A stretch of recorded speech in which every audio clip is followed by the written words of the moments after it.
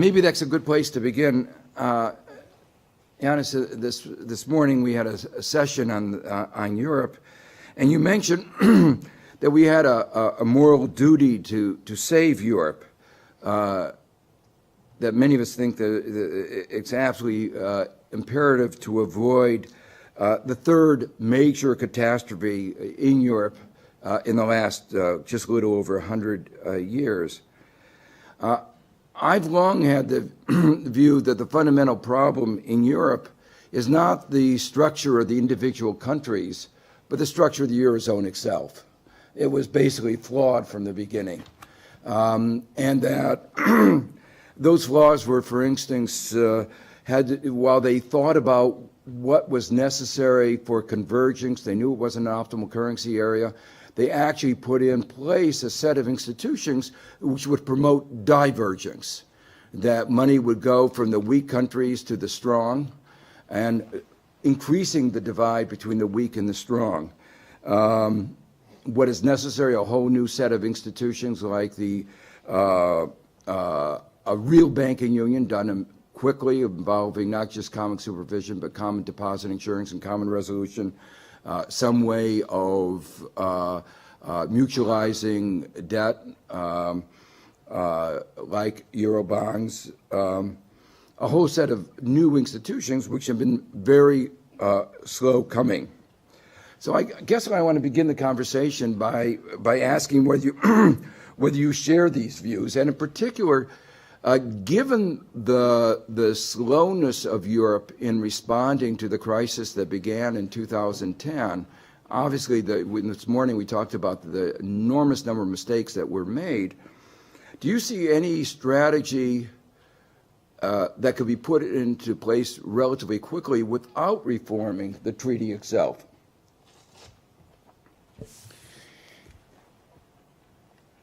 The simple answer is yes. But before I expand upon it, let me thank Rob and very briefly say, times are changing. And maybe this is our great hope. I think I'm speaking for Euclid and for my government as well, that the crisis that began in Greece in 2010, threatening the Eurozone with disintegration. The same country may be the beginning of a process of consolidation that will stop the evolution of dividing lines, bring to an end this very toxic and dangerous process of turning one proud European nation against the other, and giving rise to a new impetus for integration and unification. Turning to your question, Joe, there is no doubt that if we had a federal republic, if we had the United States of Europe, we would not be here discussing the Greek crisis, the Eurozone crisis, banking union, or anything of the sort. I think most Europeans would agree with this. And most Europeans would want to live in a United States of Europe. But as always, as we economists know, it's one thing to know which equilibrium you want to be at, and it's quite another to have a theory of convergence or a plan for convergence to that equilibrium. Unfortunately, the way that we designed the Eurozone was crying out for a crisis like this to happen. Some of the founding fathers of the Eurozone, and I'm here referring to François Mitterrand and Helmut Kohl, two pillars of the attempt to bring Europe closer together through monetary union, entertained the notion that they didn't have the political power to bring about the United States of Europe, but they had the power to create a monetary union, which was an old idea from the 1960s. I believe that Giscard d'Estaing actually took it to Bonn in 1964. This was the first time that it was officially aired. So the idea was you bring together nations within the European Union that have already a common market, you bring them monetarily together, and hope that when the inevitable crisis happens, their successors would make all this, they would take the steps to completing the union politically and consolidate. Nicholas Calvert in 1971 warned us in an article in the New Statesman that the opposite would happen. His argument was that if you place the cart before the horse, if you bring monetary union ahead of political union, then the crisis of the economic union, of the monetary union, is going to lead to disintegration of the political union that we already had in Europe through the European Union.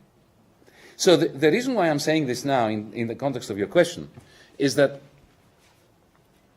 look at Europe over the last few years and ask yourselves, is the politics of Europe more amenable to bringing about the United States of Europe or less amenable? Unfortunately, if we are honest, the answer is the latter. That it's harder now to convince my constituency in Greece that we should move forward with handing over national sovereignty to a federal government. It's harder in Germany to do the same thing. It's harder perhaps in Spain to do the same thing. The crisis has not brought us together closer. And if we open up the conversation about treaty changes and creating a United States of Europe, we will fail. It will take far too long. The discussion is probably going to be divergent rather than convergent. And in any way, this crisis is going to outpace our moves towards federation. So the question then becomes, and that is how I take your question to guide our conversation, can we make changes within existing treaties?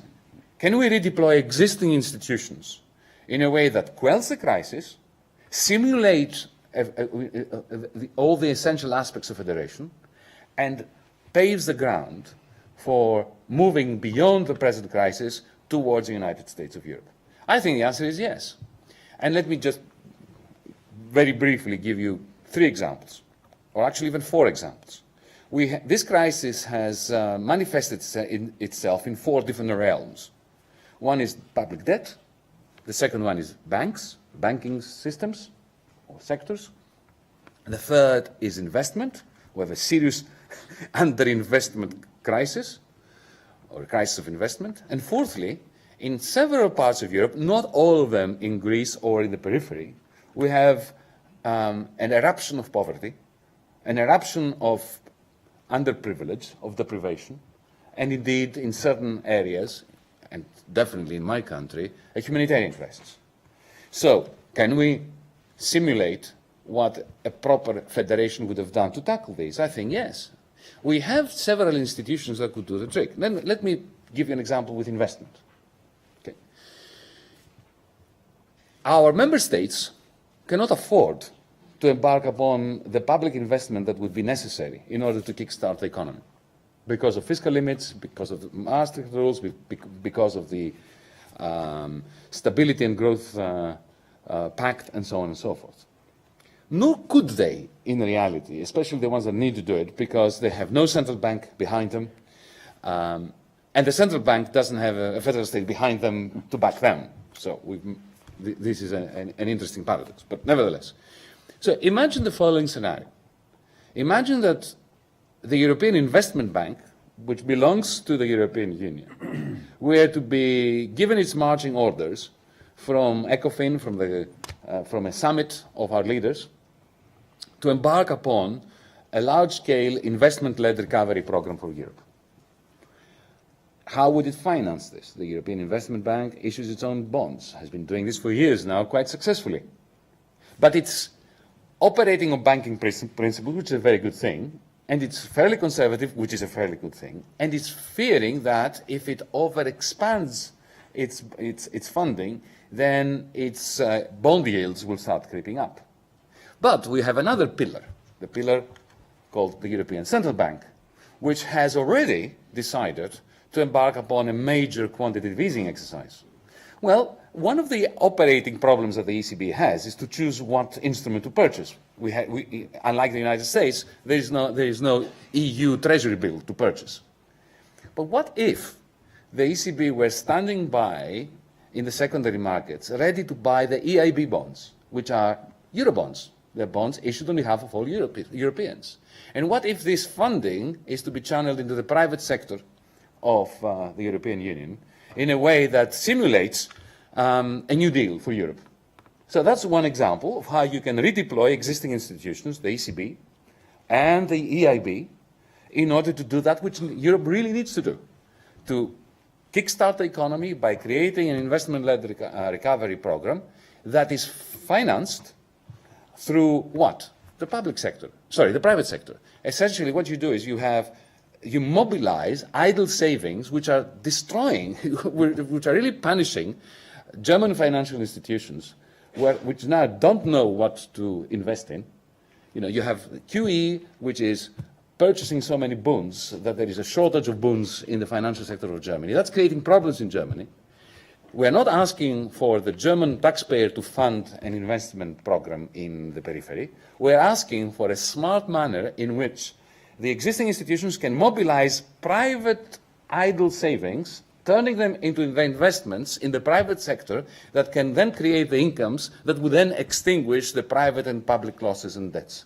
So that's just one example. I could give you examples for the public debt, for the humanitarian crisis and so on, how we could use existing institutions, but that would take too long. So that's just an example. I think that's a great idea, and I think that's a great idea, and it's very much along some of the ideas that I've been pushing for a long time. Given that real interest rates now are close to zero or even negative, and have been that way for a long time, and given the huge needs for investment throughout Europe, it's really foolish not to be making these high return investments, which would pay benefits, yield returns in the long run, and also create jobs in the short run, and go a long way to addressing what is now 6 years of stagnant European growth, a kind of stagnant growth that really threatens the future potential growth. This is a little bit of an aside, but one of the things that I've been involved in here at the OECD is something called the High-Level Expert Group on the Measurement of Economic Performance and Social Progress. And one of the things that we've emphasized is that in looking at what's been going on for the last 6 years, the focus has always been on the liability side of the balance sheet. We haven't looked at the asset side. And when you have the level of youth unemployment that has been going on in Europe as a whole, with 60% youth unemployment in Greece, you are destroying human capital and undermining the potential for future growth. So it's really, I think, important to have new ideas like this that I haven't seen on the table in the way that they should, that addresses some of these not only in the short run, but actually help resolve the crisis. Now, there's been a lot of concern about the timetable, the crisis timetable. You know, every Thursday was supposed to be, I guess today's Thursday, was supposed to be one of those crisis days. We seem to have made it through most of the days so far. Maybe you can tell us a little bit about how you see the time scale, and more broadly, what would you like Europe to do to give you the breathing space, and then what would you like to do after you have that breathing space? We were elected on the 25th of January. The next day, we faced what I would call an asphyxiatingly tight time frame. Let me remind you that the previous government, I suspect we're talking about Greece now, right? Yeah. Yes. The previous government had negotiated an extension, a 2-month extension of the existing program and the loan agreement until the end of February. So you can imagine, we took over the ministries at the end of January, we had until the end of February to renegotiate what is essentially a 5-year program that has not been doing particularly well. Let me put it politely and diplomatically. I have to learn how to be diplomatic. So we went to our European partners and to the institutions with a very simple idea. Greece recognizes, the new Greek government recognizes that there is an existing program in train, even though it has been somewhat derailed. There was a failure to complete it in good time, which was by December. But nevertheless, every state has continuity, so the new government is bound by the signatures of the previous government. So this is a reality. It's a principle that one needs to acknowledge. But there is also another reality. We had an election, and we were elected on the basis of our criticism of the philosophy and the macroeconomic logic of the existing program. So what do democracies do when there are two contradictory principles in play? They find a way of finding some compromise between them. This is the whole point about democracy. So we went to our partners and said, can we find some common ground? Let's extend this period from 1 month, which is what we had left, to the end of June, or sometime that we can mutually agree, during which we can be given an opportunity, not to impose, of course, our mandate on the mandate of another 18 member states of the Eurozone, but simply to sit around the table and to think from scratch what needs to be done in order to stabilize the Greek social economy and then produce a blueprint for its development from now on, so as to ensure that Greece no longer features in the headlines. Because I understand that many of our colleagues have had enough of discussing the Greek crisis, but I can assure them and you that we've had even more than enough of it. So this is what we came to them. Now, what is our basic idea? Our basic idea is twofold. Firstly, the Greek social economy needs to be restructured very, very deeply. It needs to be reformed. The fact that after 5 years of the most brutal fiscal consolidation in peacetime, we have flat export growth should signal to all of us, independently of our politics and independently of our macroeconomics, that there was something wrong in the program that was being introduced. So clearly, there is need for reform. The problem, however, with reforms is that reform is a word that resonates in Greece like the word democracy in Iraq. Just like democracy is a fine principle and reform is a fine principle, you speak the word democracy in Iraq, people run for cover. Okay? Similarly, in Greece, reform is a dirty word. Why? Why is it a dirty word? Because if you were to perform the following exercise, suppose you were to rank all the cases of rent-seeking behavior, corruption, cartels, oligopoly, closed professions, all that, and you were to rank them from the worst case to the least significant case. The program of the last 5 years of reforms inverted that pyramid and started attacking the least significant case of rent-seeking and leaving the big fat cases of rent-seeking completely out of the picture. So when you use the word reform in Greece, let's say that I, the Minister of Finance, were to go back to Athens tomorrow and announce that we are introducing reforms. Yeah? Maybe not us because we have been making this narrative, but when the Greeks hear of the word reform, if you're a pensioner, you think, oh my God, they will cut my pension. If you are a small business person, small business stroke person, you think, oh, they will increase VAT. It's already at 23%. The problem is, of course, we're not collecting it, but that's another matter. Okay? So we need to give reform a good name again. The only way of doing that is by attacking those vested interests who were standing behind the previous governments and who were supposedly trying to impress upon the rest of society that it needs to reform itself while they refuse to be reformed. So that's one thing we need. We need, in other words, to attack first and foremost the worst cases of rent-seeking, the worst cases of corruption, the worst cases of tax evasion, tax immunity, and so on, and then keep going down that list. Greece has to become a reformable society again, after 5 years of failure. Because, you know that, when a country is caught up in a Great Depression, because this is what we've had, it's very difficult to reform. Unless the population owns the reform project, unless they can see that there is a plan, a business plan if you want, or a government plan, or any kind of plan, that leads to the light at the end of the tunnel, then they will simply not cooperate. They will see this as a force of occupation, as a force that is working against the society, which is crumbling all around them. So, to cut a long story short, we're very keen to sit down with and we have been trying to do this, to sit down with institutions and with our partners and prioritize the reforms and even create bills that we will push through Parliament tomorrow and have a schedule for these bills and know what we are going to be doing over the next 4 years, 3 years, 2 years, whatever, but not just in the very short run, in the medium to long term, in order to reform society. At the very same time, we need to have a fiscal plan that makes sense. At the moment, Greece is committed to 4.5% primary surpluses for the foreseeable future, when the country has no serious credit circuits operating, and when we are caught in this depression. 4.5 primary surplus means, in the mind of investors, of business people, pensioners, continued austerity, which is self-defeating because debt rises as a result of the collapse of GDP.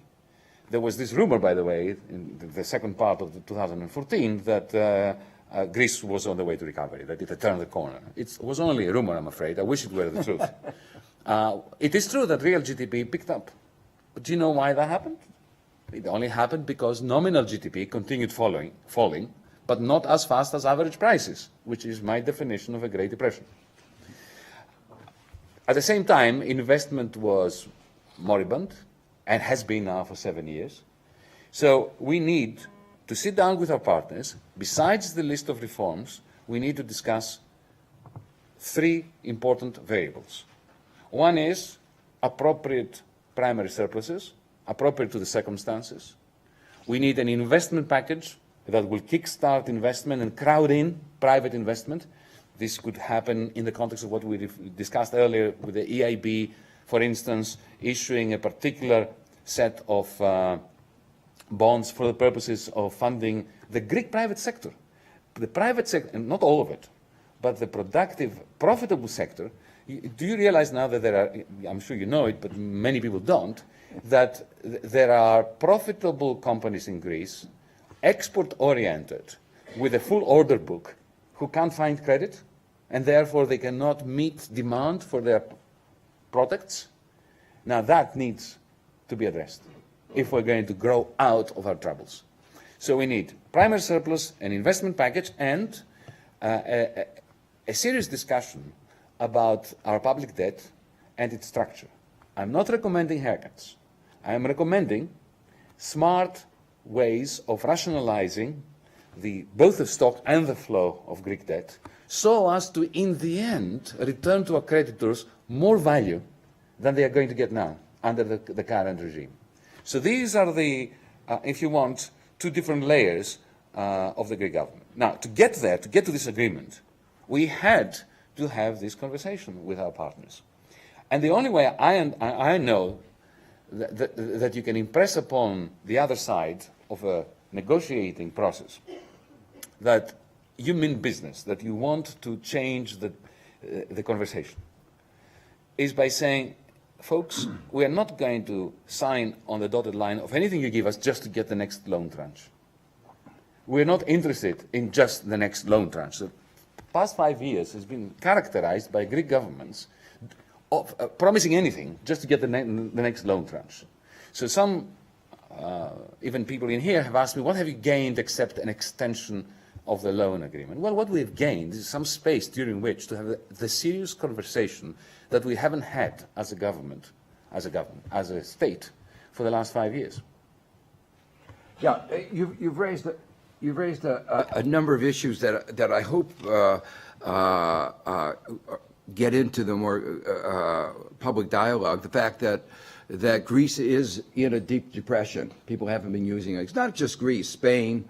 When you have GDP today per capita lower than it was in 2007 before the crisis, when you have 25% unemployment rates, people in Spain talk about the recovery in Spain. The unemployment's gone down to 24 or 23.8%. I don't call that a recovery.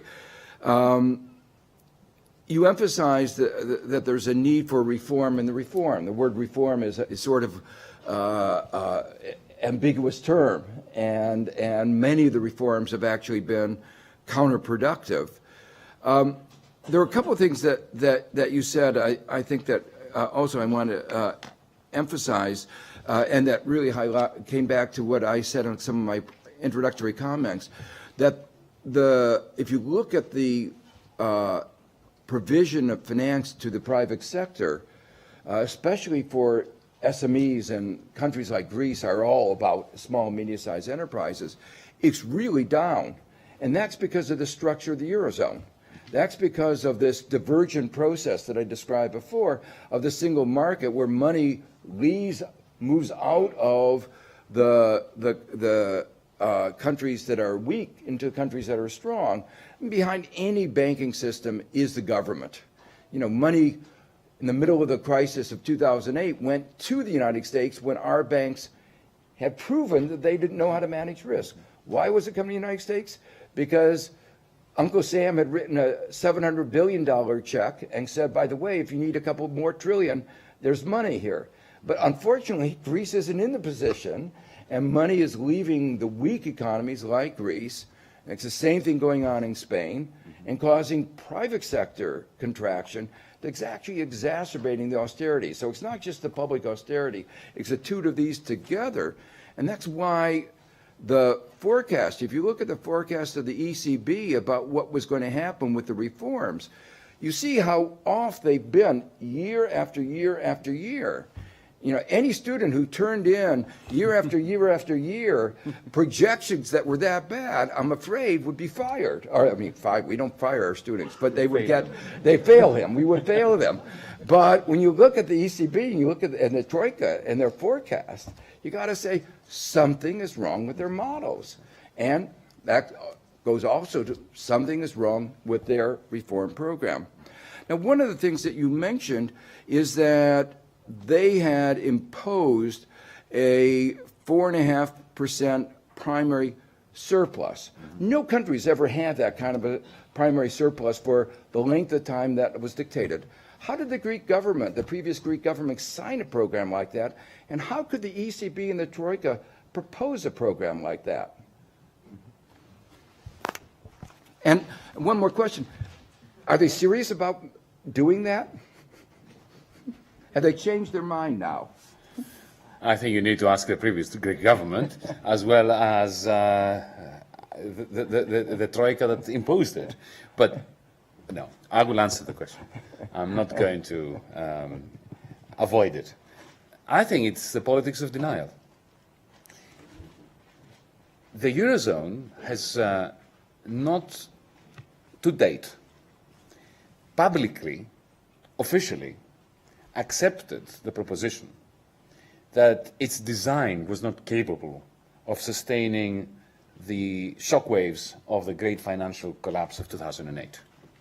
So the Greek case is a very good case in point of how an insolvency issue was dealt with as if it was an illiquidity issue, and there was an attempt to simply cover it up, to buy time.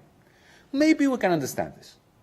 But 5 years later, I think it's now imperative that the structural problems of the Eurozone, the fact, for instance, that you have, instead of having a loosening up, you have an enhancement of the reliance of banks on states, and states that don't have a central bank behind them in order to bail out the banks, and vice versa, of the state relying on the banks for financing. That nexus, which has proven so toxic in the case of the Eurozone, was meant to have been lessened after Mario Monti's very important intervention in June of 2012 in that summit, that famous summit. What followed? We had a banking union. And yet, this banking union was was confirmed in the breach, not in the observance, in the sense that as we speak now, the SSM is instructing banks in various jurisdictions to avoid purchasing paper issued by the state because it might contain too much risk for the bank, when it is quite clear that if the bank doesn't do that, then the state is going to face risks. And then if the state faces risks, because the bank depends on that state, the banks are going to fall. So we are still continuing along the path of pretending and extending, pretending that we have fixed the problem, pretending that we now have the institutions in place that will solidify the Eurozone, when in the end, we haven't done this really. So it is absolutely important to do this. And of course, Greece being the flimsiest part of the edifice, we have absolutely no alternative than to speak these words and to ring these bells of caution. On the broader question that you're raising about the relation between states and banks, you refer to the United States. Now, of course, the United States, seen from our perspective, is a different universe. Because at least the checks that were written out were backed by the Fed.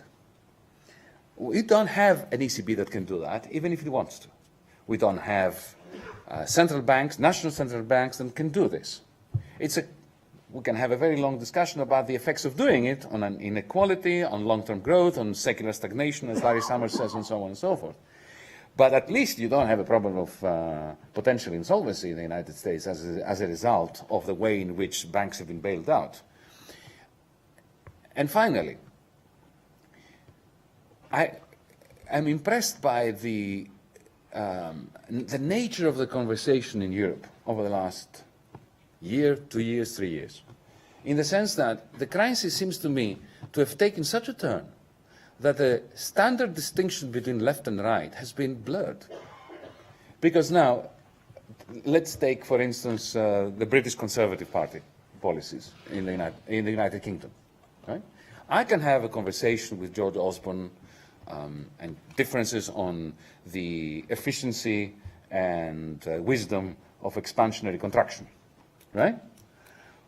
But what we're facing in the Eurozone, at least in the periphery, is contractionary contraction.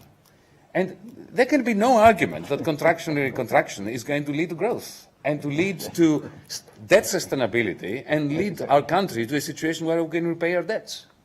So, and in other words, now we are in a realm in which we have, on the one hand, those both of the left and on the right who are willing to look at the problem afresh and in the light of reason and data.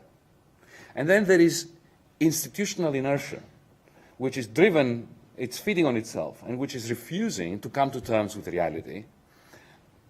You may have heard that some of us, especially of this government, have been accused of speaking macroeconomics in Eurogroup meetings. That, I think, is quite telling on its own. Yeah. And in fact, just to highlight, there's been a lot of focus in Europe about Greece, but in fact, if you look at about the Eurozone as a whole, its growth path relative to where it would have been, going from 1980 through 2008, and you extend that, and you look where it is, that gap is about 17%. The loss because of this mismanagement is now in the trillions of dollars. And the gap, what's so interesting, is getting bigger and bigger. So the policies not only aren't working to eliminate the gap is actually getting worse. So you mentioned macroeconomics. Let me raise a broader macroeconomic question that goes beyond Greece, but certainly Greece is part of it. Part of the problem in the Eurozone is that one part of the Eurozone had surpluses, and the other part of the Eurozone had deficits, and there had to be a mechanism of recycling those surpluses, the deficits. The way that the Eurozone has addressed this, to some extent, is been forced the deficit countries to eliminate their current account deficits, not by increasing exports. It's basically by starving them so their imports go down. So the adjustment has been on the import side, not on the export side, as you mentioned in the case of Greece. But then you look at the Eurozone as a whole, and the Eurozone as a whole now is contributing enormously to global imbalances. the largest imbalances that we've had. You know, before the crisis, we talked about, U.S. bashed China about the size of its imbalances. Now Europe is far worse than China. Now, do you want to discuss this kind of passing the buck and try to beggar thy neighbor policy that Europe is engaged in? Now, this is, of course, a central point to the whole design of the Eurozone and to the way that it has responded to the shocks of 2008. Prior to 2008, in the first 10 years of monetary union, because in reality it began in 1998, not in 2000. The current account imbalances grew, but they did not result in balance of payments problems within Europe, only because that we had essentially vendor-financed purchases. So the surpluses that are accumulating in the banks of the surplus countries were recycled through commercial banks to the periphery. If you had a symmetric union, that wouldn't be a problem. If you had perfect competition everywhere, as we say in economics, it wouldn't be a problem, because those capital inflows would stimulate investment, then there would be an increase in competitiveness and so on. But of course, when you had such a tsunami of capital flowing into Ireland, into Greece, into Portugal, into parts of Spain, and so on and so forth, what tends to transpire is asset bubbles. And then those asset bubbles create a semblance of growth, because people start feeling richer, they get credit cards, they buy more Mercedes-Benzes, they import more from China, import-export companies, which are really import companies, grow, salaries go up, and you end up with Greece having a much higher growth rate than Germany. That was the situation prior to 2008. And Ireland and Portugal, not Portugal so much, but Spain certainly. Some countries try to do the right thing, like Spain, which is to pay down debt, but then at the same time the private sector debt ballooned, whereas in other countries like mine, it was the public sector debt that ballooned and private sector debt remained very low. But nevertheless, when Wall Street has its spasm, as it tends to now and then, well, in 2008 we had our generation's 1929, right? Yeah. And then suddenly the credit crunch hits, and when it hits, the bubbles burst, and then the burden of adjustment falls on the deficit countries. Now, so what did we do in Europe to compensate for that? We pretended that these bubbles could be refloated when they couldn't, and essentially extended loans from the surplus countries to the and from some of the deficit countries to other deficit countries, which was pretty remarkable and pretty uncouth. And those transfers help only refloat the banking system, effectively transferring losses from the assets of banks onto the taxpayers, and especially the weakest taxpayers, on conditions of severe austerity that reduce further nominal incomes in the deficit countries, ensuring that debt sustainability goes out of the window. And then, of course, the central bank at some point comes in, either through OMT, through QE, somehow in order to create, again, a semblance of monetary balance. But then the crisis metastasizes from the bond market to the real economy with serious falls in investment in the deficit countries. And now we have this very curious situation in Europe where we went from a situation of this private sector recycling prior to 2008, where the surpluses of the North, except Ireland, which is also in the North, the surpluses of the core, let's say, were transferred to the commercial banks to the periphery. Okay, and that balanced the books and balanced the current account and financial accounts. We went from that situation to a situation where the surpluses of the core countries are now exported. And you have an attempt towards fiscal consolidation everywhere, which can, I mean, this is national income identities. The only way you can do that is by pushing both the deficit countries and the surplus countries of the Eurozone into having a current account surplus.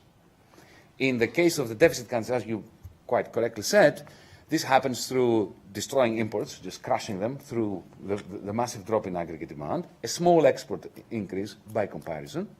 So these countries either achieve a small current account surplus or some kind of balance.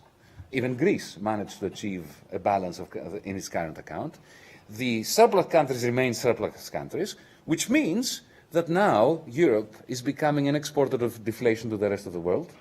And the only way of maintaining the balance within is to export it without. And I believe the US Treasury is completely familiar with that, has even issued reports to that effect. Not that whatever the US Treasury issues is correct. But nevertheless, Europe is not helping in the process of stabilizing the global economy after 2008. And it's not even helping itself, because now we have this adjustment within that, in a sense, cannibalizes a great deal of demand from within the periphery and turns the surplus countries into looking outside Europe for sources of aggregate demand for themselves. And as we know, this kind of economic divergence within the Eurozone doesn't help the process of reintegrating Europe politically. So, Joe, just let me, first of all, I want to take a commercial break for all of you who are here, and I want to tout a book. It's called The Global Minotaur. It's by a very, very well-known scholar who wrote about these balance of payments problems from an academic posting somewhere, I think in Athens, wasn't it? Yanis' book is very informative on these questions. Second thing is we have about 5 minutes, Joe, and so we're coming down the wire. Okay. Well, I was going to ask, what luck have you had in explaining to your other finance ministers in ECOFIN about the paradox of thrift? But you don't have to answer that. That might get into delicate territory.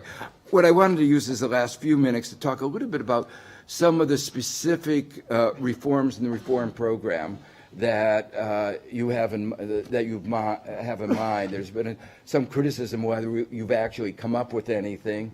Do you want to talk a little bit about some of the ideas that you've accepted in that continuity, some of the ones you've rejected? You've talked about rejecting, for instance, the 4.5% primary surplus. Anybody in the right mind would have rejected that, and if you hadn't, I would have said you didn't listen to any economics professor. So would you like to comment a little bit about that? Yes. By the way, because we're in Europe and this is like a soccer game, the referee, that's me, just added 10 minutes to the conversation. So it was heading towards a draw, was it? Injury time. Injury time. Okay. By the way, let me make it clear that this government is absolutely committed never to slip into a primary deficit again, because that would simply magnify the indignity of the Greek people. And we've had enough of needing to borrow within a monetary union in order to sustain our state. But it's one thing to say we should have a primary surplus. It's quite another to say that we should have a 4.5% primary surplus that will crush the private sector. That's the essence of it. Regarding reforms, we only have a very few minutes. So let me just give you a few examples. 3 examples, just because 3 is a nice number. Take the case of the labor market, because a lot is being said about our recalcitrance not accepting further deregulation of the labor market. The IMF and various other institutions have certain ideas about how labor markets should be structured. We disagree with them. But beyond that disagreement, what we are trying to convey to our partners and the institutions is that the Greek labor market is the Tea Party's wet dream. Imagine if in the United States somebody were to suggest that only 9% of the unemployed receive any unemployment benefits, and that only for a few months. I think the Tea Party would have a party on the streets. Okay? So let me give you another example. 30% of all paid labor in Greece is undeclared. It's black labor, as we say, in Greece, which effectively rules out any chance of pension funds being restructured properly, put back on an even keel. It has major implications for the tax take of the government. It has major implications even for non-performing loans, because some of these people simply have to work under those circumstances and they are not part of the formal economy, so they can't even service their loans legally. We have a problem with migrant labor that is being treated like dirt by employers who use them and abuse them, and which the state can't even get a handle on. So what we really need in Greece is more regulation of the labor market to make it more efficient. So in Greece, even if you are a neoliberal, you have to agree with us that the only way of turning the labor market into a more efficient institution is you need more regulation, not less. Collective bargaining, if it's done smartly, is a good way of creating more efficiency. Now, you don't have to be a left-winger to agree with me. If you care about competition, then you should care about this situation, because employers who are doing things by the book are left with a competitive disadvantage vis-à-vis others, competitors who employ undeclared labor. So these are this is why we are demanding a reform program for the labor market, which is tailor-made to the conditions of the Greek labor market, which has been completely destroyed by the last 5 years of this great depression. And I hope the reforms will be consistent with ILO basic standards rather than undermining those standards. Thank you for saying this, because in our reform proposals to the institutions, the first thing we say, neon lights, is that we want the ILO to help us design our collective bargaining agreements. In the same way that we say that we want the OECD, and we have started and we have embarked upon a collaborative project with the OECD under the auspices of Angel Gouria to help us with all the reforms that we are proposing to the institutions, and particularly their implementation and monitoring. So that's one example. Let me give another example. Privatizations, which, for a left-wing government is another dirty word, supposedly. If you look, however, at what we are proposing, what we're saying is that the Greek state doesn't have the capacity to develop public assets. We're, too impecunious to do it. Take railways, ports, airports, a variety of public assets. Now, what has the previous government been doing in association with the Troika? Fire sales. They were taking public enterprises, selling them to the highest bidder, usually one bidder, or maybe two. The second was usually fictitious, okay, for a pittance, because you can imagine what kind of asset prices we're talking about during a Great Depression. They would take that pittance and put it into the bottomless barrel of the unsustainable public debt. There would be no commitment on behalf of the bidders, of the privateers, towards developing the assets. What are we saying? We're saying that we recognize that these assets cannot be left to the state to manage. We want private-public joint ventures. We will give management, even the majority of equity, to the privateer. But we want two things, or actually three things. Firstly, we want to ensure that there is a minimum investment requirement, commitment on behalf of the bidder, so as to have developmental medium to long-term effects.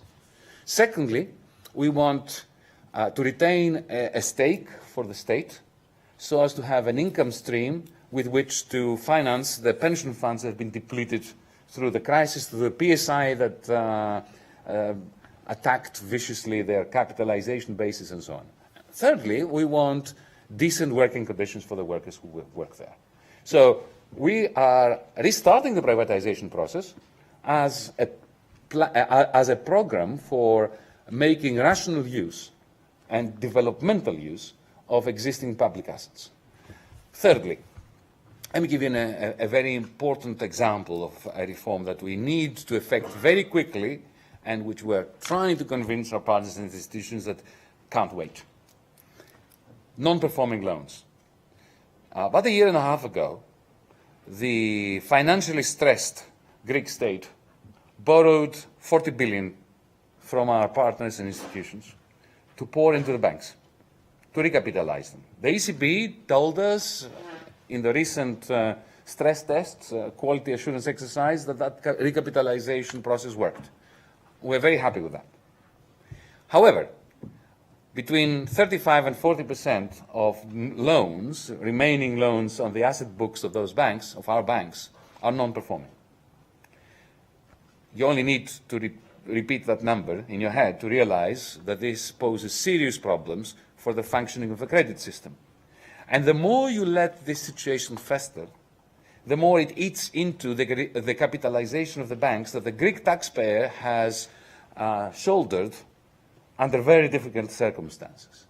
Our proposal is for the remaining buffer in the HFSF, the Hellenic Financial Stability Facility, which is about 10 billion, part of it to be used in order to create a bad bank, a capital asset management facility, to cleanse the non-performing loans in order to kickstart credit issuance and to stop this process of diminution of the capitalization base of the banks.